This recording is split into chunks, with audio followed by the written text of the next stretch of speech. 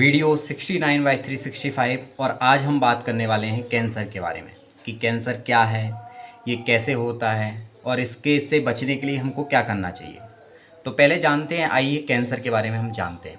तो कैंसर को जानने से पहले मैं आपको थोड़ी सी मैं शरीर के बारे में मैं आपको थोड़ा सा बता देता हूँ कि हमारा शरीर के अंदर बहुत सारी कोशिकाएँ रहती हैं, सेल्स जैसे रहती हैं। अब सेल्स को हम इस तरह समझ सकते हैं, जो हमारा खून रहता है ना, उसके अंदर कई सारे सेल्स रहते हैं, मतलब कोशिकाएं रहती हैं कई सारी। अगर आप उसे माइक्रोस्कोप से देखेंगे तो उसमें कई सारे जीवित सेल आपको दिखाई देंगे।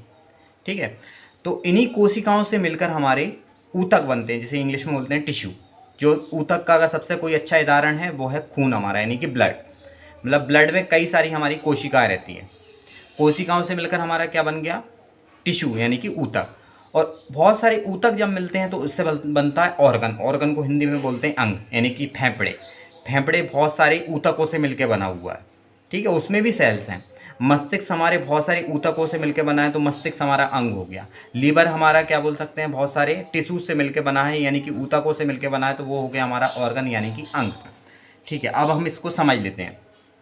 फिर हम वापस सेल की तरफ चलते हैं, यानी कि कोशिकाओं के ऊपर।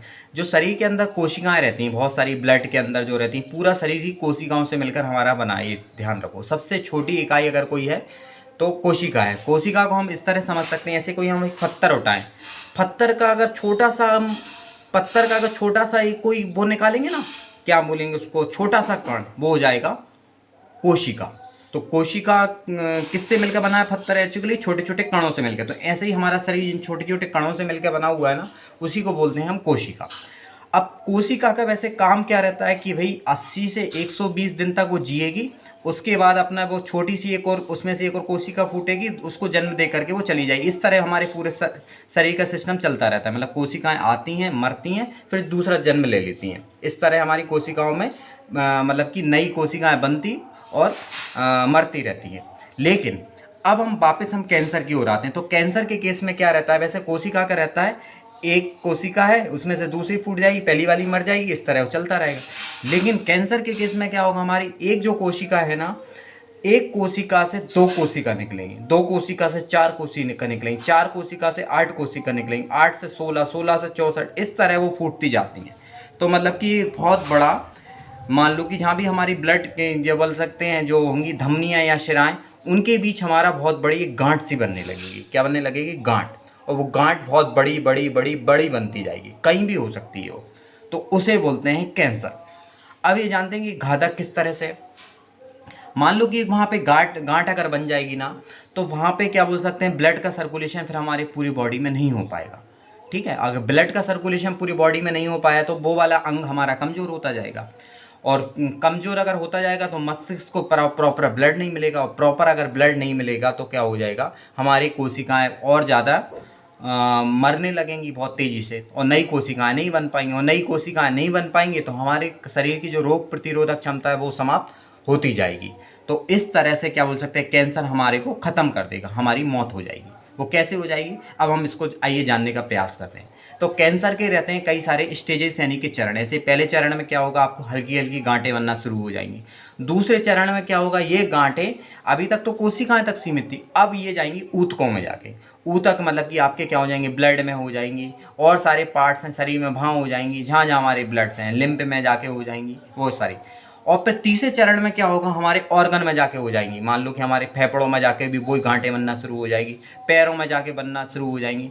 तो यहाँ पे इस स्टेज को फिर संभाला नहीं जा सकता, क्योंकि बहुत ज़्यादा हो जाएंगी। तो अगर अब हम जानते हैं कि इसको किस तरह से दूर किया जाता है। तो वर्तमान में अगर देखा जाए तो कैंसर का कोई इलाज मौजूद नहीं है पूरी वर्ल्ड के पास। लेकिन फिर भी इसकी कुछ चीज़ें, तकनीकें हैं, ऐसे कि मान लो इसकी सर्जरी की जाती है। मान लो आपको कहीं टिश्यू बन गया तो उसको काट के अलग कर देंगे। ठीक है, और दूसरा हम जानने का प्रयास करते हैं, दूसरे इसकी, एक मिनट, और दूसरा इसका तरीका रहता है कीमोथेरेपी। कीमोथेरेपी मतलब धीरे धीरे उन सब जो कोशिकाएं, जो गलत कोशिकाएं बन गई हैं, उनको हटाने का काम करता है, उसे बोलते हैं कीमोथेरेपी।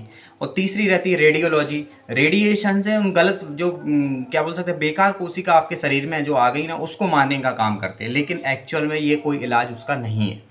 ठीक है, वो तो वही हो सकता है कि उसका एक ही जो इलाज है वो है कि इंसान की विल पावर होना चाहिए, मतलब ये मतलब रिसर्च में देखा गया जिसकी जीने की शक्ति ज़्यादा थी ना वो व्यक्ति ज़्यादा जी गए, और जो कैंसर से डर गया ना वो शायद चला गया, है कि नहीं। तो मतलब इम्पोर्टेंट रहता है कि आपका विल पावर कैसा है, आपका जीने का मतलब कि वो आप अंदर से अगर इन सब चीज़ों को देखकर टूटते हो या बनते हो। जिन लोगों में जीने की शक्ति ज़्यादा थी वो लोग टिक गए।